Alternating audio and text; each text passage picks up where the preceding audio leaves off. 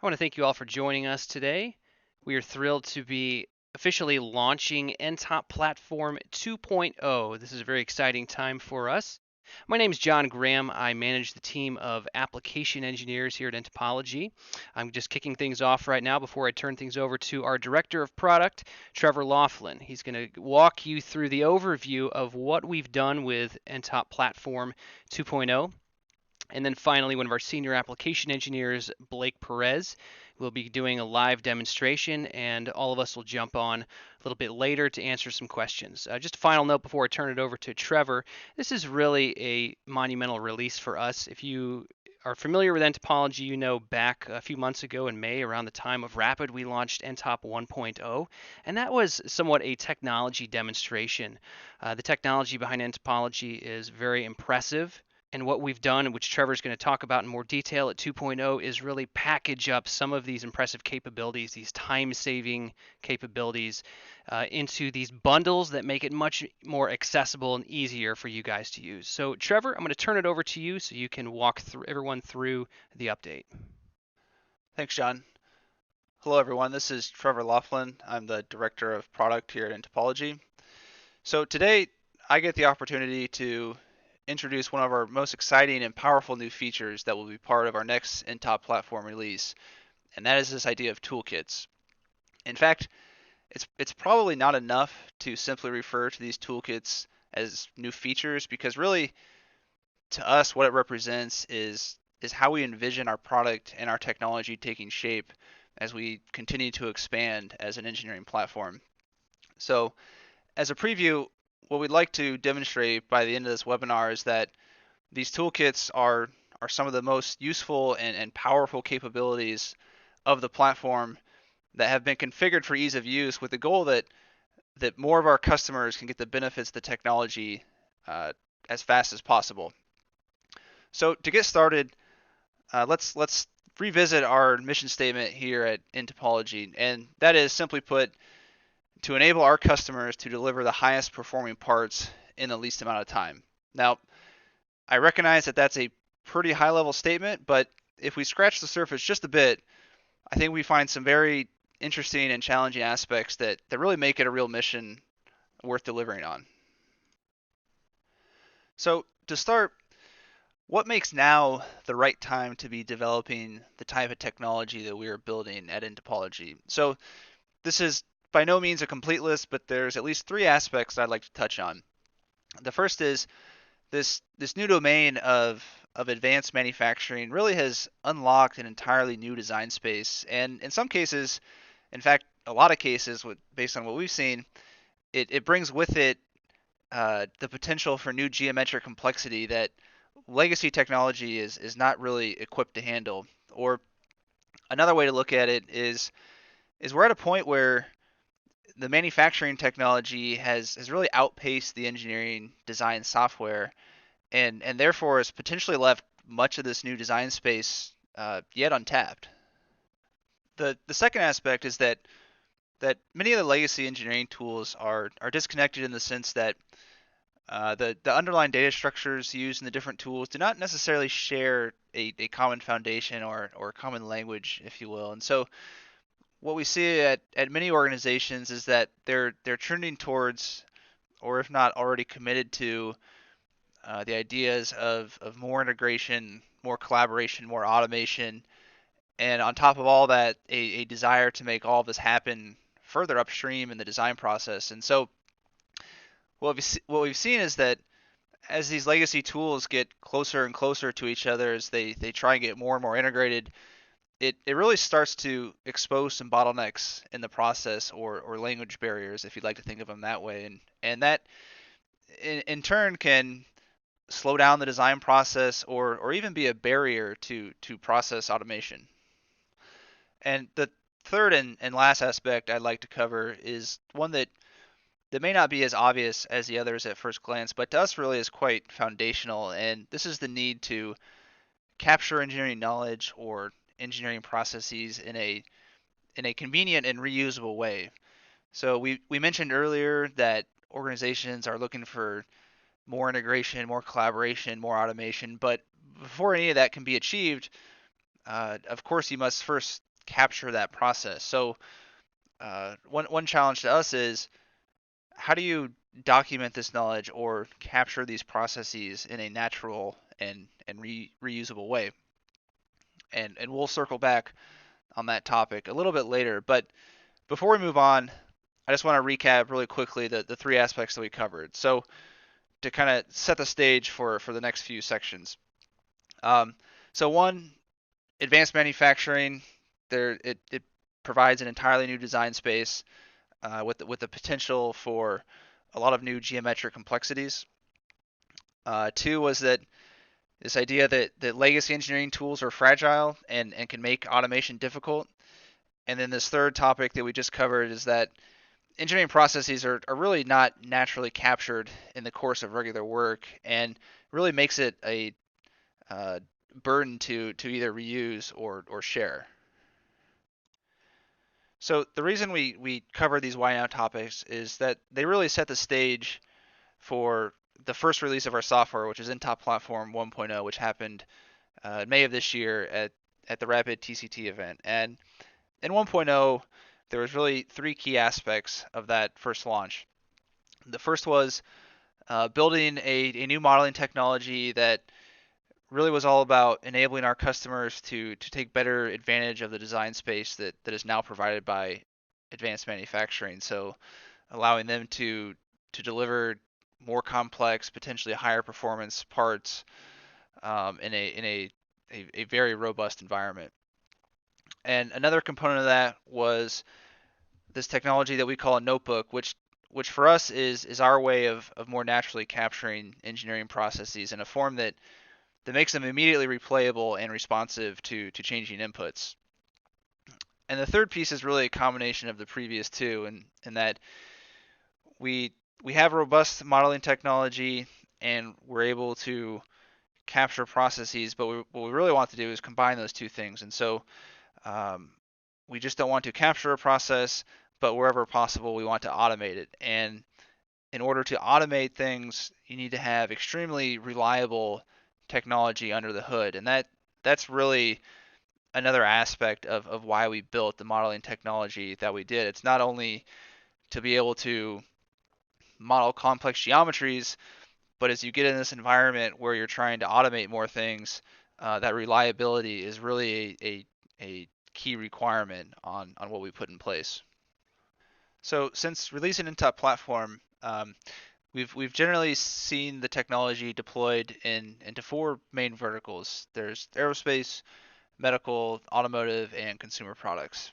And what we're seeing is that even within each one of these verticals, the underlying technology is actually being used to solve a pretty wide range of problems in each space. So usually customers first deploy nTop platform where geometry is a bottleneck, for the reasons we talked about earlier about the robustness and the speed and the ability to just model things that other systems can. Or another way to put it is that um, where customers find they have a hard geometry problem to solve, that's usually been a good place for them to get started with nTop platform. For example, if we start to look across the first row of this table, we're going to build aerospace and automotive customers have been using some of the advanced modeling capabilities to develop applications for things like heat exchangers, or as another example, some medical customers have been using the same underlying feature sets to generate structures for things like better osseointegration. If we add another row to this table and continue to build it out, one common application area that really all the industries make use of is this ability to achieve lightweight parts. As an example, this CubeSat shown here in the picture out of the aerospace industry, uh, what happened there was they actually used a periodic infill to remove mass in between thin face sheets, and what they found was even though a heavier material was ultimately used to manufacture the part compared to the original design, the fact that they could use these complex structures, the part actually came out lighter and stronger than it was before, thanks to the optimized infill. So if we were to, just for the purposes of this exercise, kind of fill out the rest of this table, what we're seeing emerge is that even though the parts, the requirements, the workflows, while these things may look slightly different across the different industries, that there's clearly some themes that are starting to emerge where the underlying technology is being successfully deployed and it's solving some real challenging engineering problems. And so this is by no means a complete list, but it really serves to only kind of tell the story. But um, the idea here is to capture these themes and then package them into easy to use toolkits so that ultimately a wider user group can immediately make use of these powerful capabilities and make use of them right from the start. So with all of that, I'd like to introduce the first 5 toolkits that will be built on nTop platform and made available to our customers. And those are architected materials, lightweighting, topology optimization, additive manufacturing, and design analysis. For now, I'm not going to speak to each one of these individually. There's going to be a whole lot more information in the coming days for each of these, so stay tuned. But what I'd like to try and do is bring full circle some of the ideas that we've covered so far in this webinar. Earlier, we talked about ideas like knowledge capture and process automation, and while they sound interesting, I'll admit it's sometimes difficult to know what they mean in the real world. And what I'd like to point out today is that, at least for us, toolkits represent those ideas in practice. That is, we've spent months, years collectively identifying the best and most powerful capabilities of the technology based on both our own internal expertise and customer feedback, and we've packaged all of that up into these easy to use toolkits and are now making it available for others, essentially enabling them to get the same value out of the software as our own experts. So that idea that putting those concepts into practice and having it all to come together in the form of a toolkit, that's really kind of how we're bringing all these ideas together. And for us, we're really excited because this represents kind of a step change in how we can deliver value to our customers, and really is lays the foundation for some of the things that we're going to be working on in the future. So at this point, I'm going to hand it over to my colleague, Blake Perez. He is going to talk a little bit more detail about toolkits and wrap things up with a software demonstration. Blake? Thanks, Trevor. This is Blake Perez. I'm a senior application engineer here at nTopology, and I'm excited to give you a demonstration of what toolkits look like in the software. But before I do that, I kind of want to give you an introduction to how we arrived at toolkits in the sense of how we build them up from blocks. So blocks are the atomic unit of work in nTop platform. So anytime I want to do anything, if I want to import a part from maybe another CAD tool, if I want to create a shell from that part or generate a lattice on the inside, each of those actions is executed by a block in nTop platform. And so today in platform, we have over 350 blocks, continually adding more every day. And what's interesting is that blocks are wired together to perform tasks in platform. So if I wanted to tie my import part into my shell block, my lattice, and kind of glue all of that together into a final part, um, that's done by sort of just adding blocks together, sort of a visual programming language. And on top of that, notebooks enable us to automate some of these more common tasks. So if I have this sequence of blocks that I use, I'm using them similarly every time, I can package that all together in a notebook and automate that process. So now in this case, I'm just bringing in a bunch of different parts from maybe a folder of CAD parts. I'm shelling it, creating a lattice, and outputting my final part. And so notebooks are really sort of key to that automation. And today we're talking about toolkits, which really toolkits, they organize these blocks in these notebooks around specific engineering applications. So if I'm trying to additively manufacture a part, make things more lightweight, maybe tailor the material properties of a part using its structure, we can do that with toolkits. So today, we're providing a way that makes the most powerful workflows deployable across your organization. You can take these toolkits. As a user, you can sit down and get off the ground running, hit the ground running. You can distribute them to your organization and make sure that your engineers can access all of this capability as well. I think Trevor mentioned these earlier, but we're talking about lightweighting, topology optimization, architected materials, design analysis, and additive manufacturing today as some of the first toolkits that we're introducing. So these toolkit areas, they let you sort of access these applications very quickly. Not only that, but our partners are also creating toolkits to deploy workflows that make their hardware and software work well with nTop platforms. So the example I'm showing you here is EOS and their digital foams. They're trying to create these toolkits that basically will generate foams that they know work. They know the material properties of. So they're giving you some capabilities inside platform to design those foams into your own geometry. And so hopefully we'll have partners continuing to develop toolkits in this way to expand the capabilities beyond what we even offer. And additionally, users can also develop their own toolkits, creating and retaining their IP. So, as a company, maybe maybe I'm a medical device supplier and I've created a special lattice that I've received FDA approval for. Well, I can create a toolkit around generating that geometry, applying it to a whole family of products, and not only can I automate that process, but I still retain the IP of that process that belongs to my organization. I built this toolkit that lets anyone in my organization actually do that.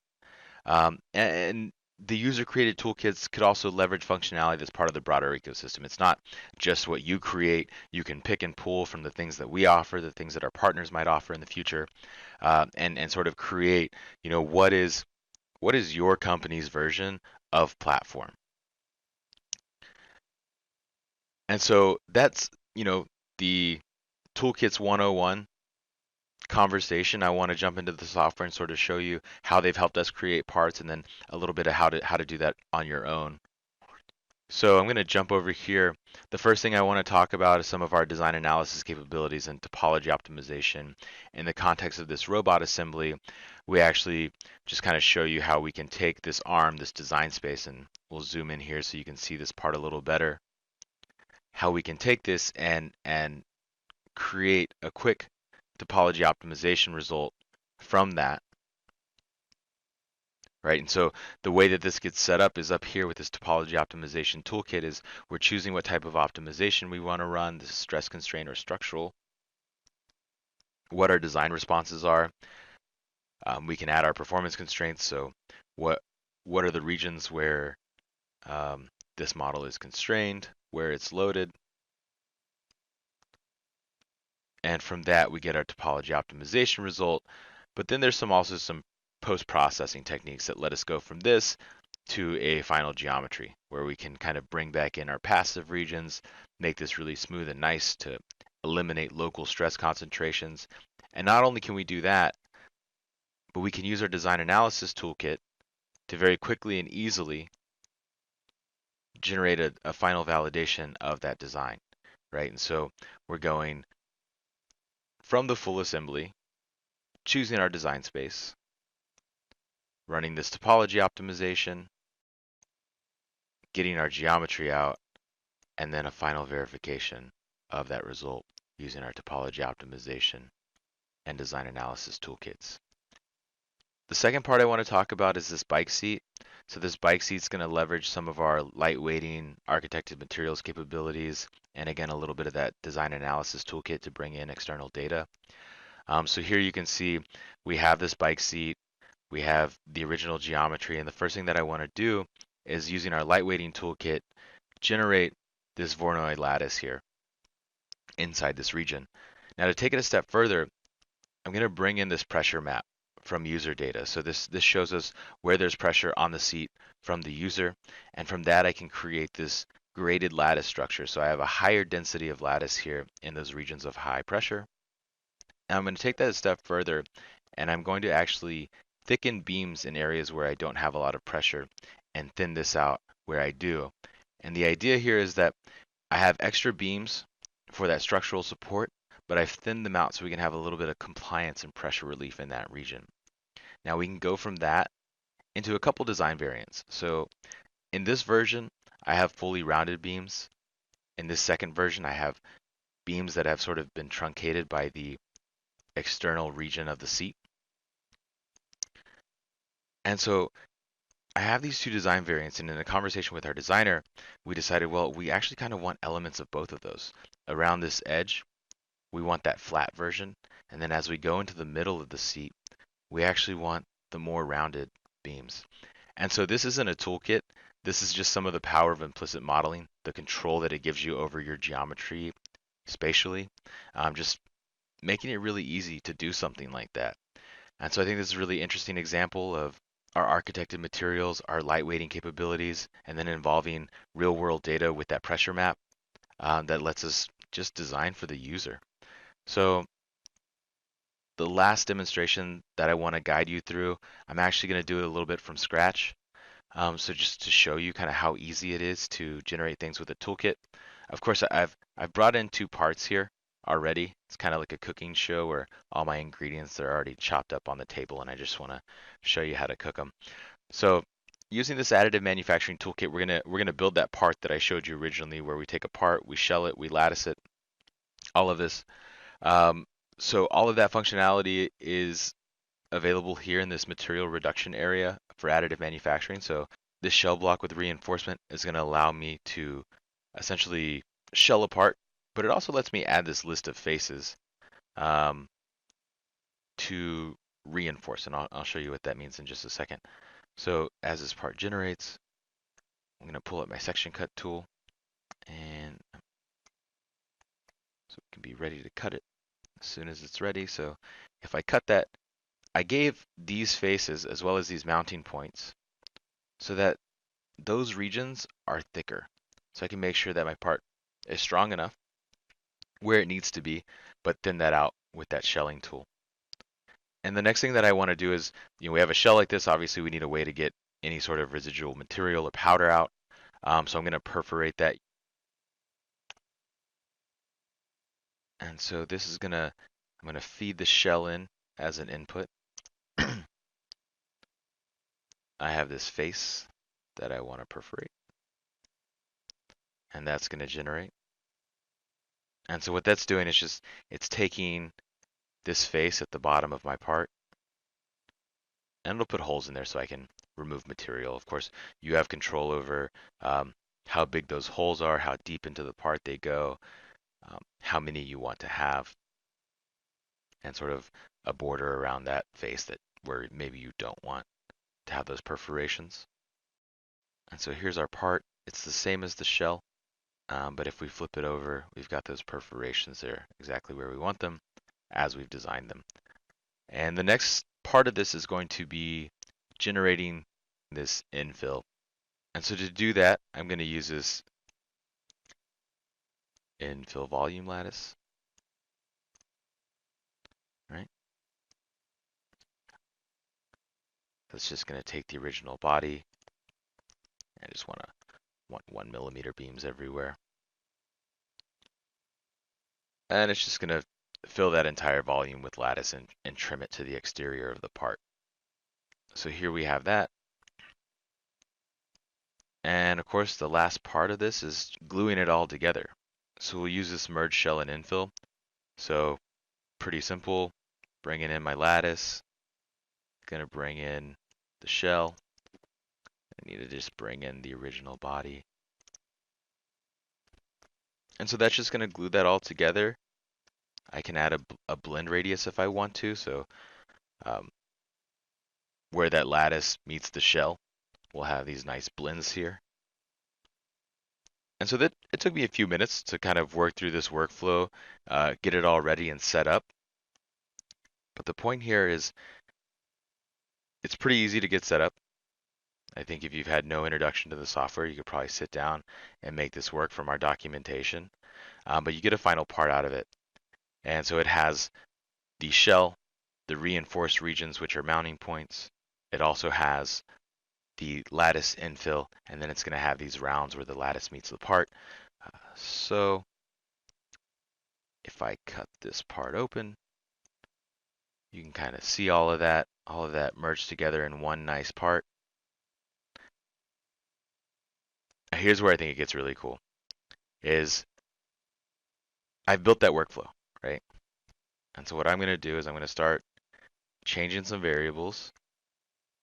I'm going to bring in my impeller. You might have seen it earlier. I'm going to add the faces that I want to perforate, the faces that I want to reinforce, and of course my original body. So this is done. This is done. We're generating our infill. This might take a little bit longer, frankly, because it's actually a slightly larger part. But once that's done, we're gonna glue this all together. We're gonna wait for our final part to regenerate. We just have to build the view of it. So give it some time. But you can see here, so what we're waiting on here is the render. The geometry is already created. What you can see though is that you can start just dumping files in. If you're a contract manufacturer and you're just printing these parts all day, you can automate this whole process. So started off with the gear bracket. We're going to move to this impeller geometry. Same thing, shell, infill, perforations. We have the perforations there.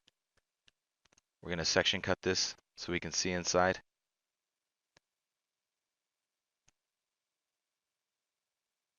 And so again, this is, to me, this is what toolkits are doing. They're providing you these workflows that are relatively easy and straightforward to set up, but they're set up in a way where you can automate a lot of engineering processes, things that maybe you have engineers doing over and over and spending a lot of time on. That concludes my demonstration. I hope, John, we have a little bit of time to get into some Q&A. I'm going to just pop back over to the slides and see where we want to go from there. All right, Trevor and Blake, thank you for that. I appreciate it. Just a couple of things to make you all aware of before we get into the question and answer time. If you would like a customized demonstration, a personalized demonstration of nTop Platform 2.0, or if you're a partner and are interested in how you can join with us in creating solutions for customers, shoot us an email, sales@ntopology.com. Of course, whether you're a partner or want a demonstration, you can visit our website to find out more information too. Next week, we will be at Formnext in Germany. I invite you all to visit us in Exhibit Hall 12, booth B21. Hope to see you there. We'll be showcasing some of the parts we've made in nTop 2.0, as well as showing these in more detail, some of these toolkits. Also, follow us on social media, Twitter and LinkedIn. We'd love for you to chime in on what you are using nTop platform for. And finally, visit our YouTube channel, nTopology. Subscribe to that. We are going to be more aggressively putting videos and content up there so you all can view that. Let's go ahead and get into some of the questions. Blake, here's one for you. Are these toolkits sold separately? So the initial set of toolkits are currently available to all of our customers. In the future, we might consider different licensing models if that better suits different customer groups. But for now, um, when you get the software, you get all the toolkits. All right, thank you for that. And another one, can I make my own toolkits? Yeah, absolutely. We're still exploring the best user experience for how a customer can create and manage their own toolkits, but that's certainly on the near-term roadmap for nTop platform. Great, thanks, Blake. Trevor, here's one for you. How can I get a toolkit? So in the next few days, there will be a website update that will have a whole lot more information about the toolkits that we covered today. So go there and check that out. On that webpage, there should be some contact or try now button, and what that will do is put you in touch with someone who can get you set up. Or if you'd like, you can always email sales@ntopology.com and get started that way. All right, thank you. Here's another one. What are the outputs of the toolkit, and can we mesh or print these outputs directly? So the output of any function within a toolkit is going to be the same set of outputs that's currently provided. So some functions output implicit geometry, some output meshes or slice data. So that should kind of have a same similar behavior to as exists today. There's not really any new outputs from the toolkits. They're more of a way to get from A to B faster than you could before. Okay, thank you. Blake, what if I have to validate the outputs of a toolkit? How can nTop let us do that? So of course we have certain simulation capabilities built into platform. So if that is sufficient for your validation, then absolutely we can do that in nTop. If we can't do that inside, we can always export the necessary meshes or FE models to whatever solver you might have to do the validation that you need in your final geometry. All right, Blake, one final question. What is the ideal workflow to optimize my parts if I'm starting with a CAD assembly?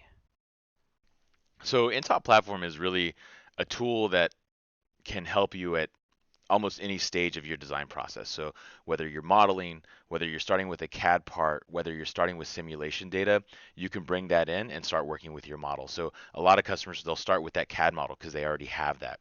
They'll run simulation to optimize that and create the geometry that they want. Some people will actually start with the CAD geometry. Maybe they've optimized to a certain extent. They'll also bring in simulation data that they have created elsewhere or they've generated elsewhere in other tools. You can bring all of that together and they get manufacturing outputs. Some of our customers even they have the part already. All they want to do is they're having trouble getting a mesh out of that. They're trying to slice it directly and send it to their manufacturing hardware. So you can even jump in at that stage. It really doesn't matter where you are. Platform fits in any case. All right, thank you for that, Blake. And Trevor, we appreciate you and your presentation as well. Folks, again, if you would like more information, please visit our website and shoot us an email at sales@ntopology.com. Have a great rest of your day. Thank you.